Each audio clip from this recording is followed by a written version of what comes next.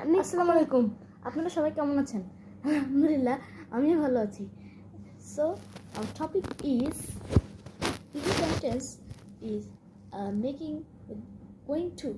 So let's start. বলো, আমি ঘুমাতে যাচ্ছি। I am going to sleep. বলো, শিশি রান্না করতে যাচ্ছে। he is going to cook. তারা খেলতে যাচ্ছে। They are going to play.